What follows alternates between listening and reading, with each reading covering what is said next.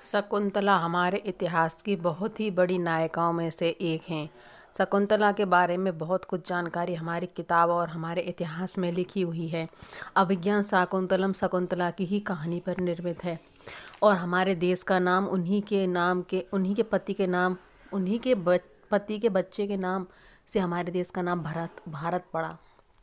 तो दोस्तों, आज हम आप शकुंतला के बारे में आपके लिए बहुत कुछ बताने वाले हैं। तो मेरे चैनल को पहले सब्सक्राइब कर लीजिए। आप लोगों ने मेरे चैनल को सब्सक्राइब नहीं किया है तो, और लाइक कर दीजिए अगर आपको मेरी जानकारी पसंद आए तो दोस्तों, चलिए हम आपको शकुंतला के बारे में कुछ जानकारियाँ देते हैं।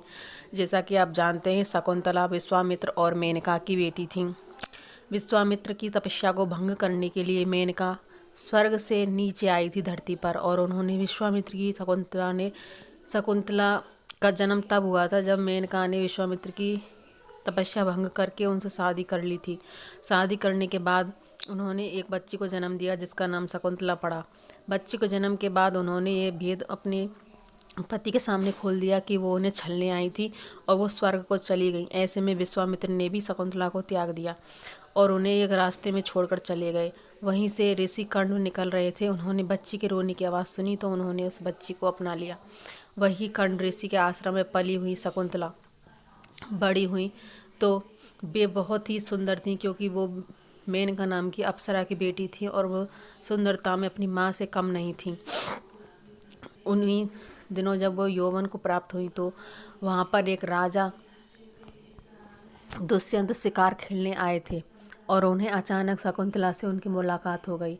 वे उनको देखते ही रह गए और उन्हें अपना दिल दे बैठे। कुछ दिनों बाद उन्होंने उनसे गंधर्व विवाह कर लिया। गंधर्व विवाह के दौरान वो उन्हें छोड़कर अपने राज्य चले आए और उनको ये अंगूठी देकर आ गए कि वो उस अंगूठी को देखकर उन्हें पहचान लेंगे। और इधर शकुंतला उनकी याद में रहने लगी थी। इसी बीच उनकी याद के कारण ही उन्हें एक ऋषि का श्राप झेलना पड़ा और श्राप के कारण बस दुष्यंत उन्हें भूल गए और ऐसे में वो गर्भवती हो गई। गर्भवती होने के बाद जब दुष्यंत उन्हें भूल गए तो उन्हें एक वन में रहना पड़ा। दूसरी जगह एक वन में रहना पड़ा। वहाँ पर उन्होंने अपने बच्चे भरत को जन्म दिया, जिसके नाम पर हमारे देश का नाम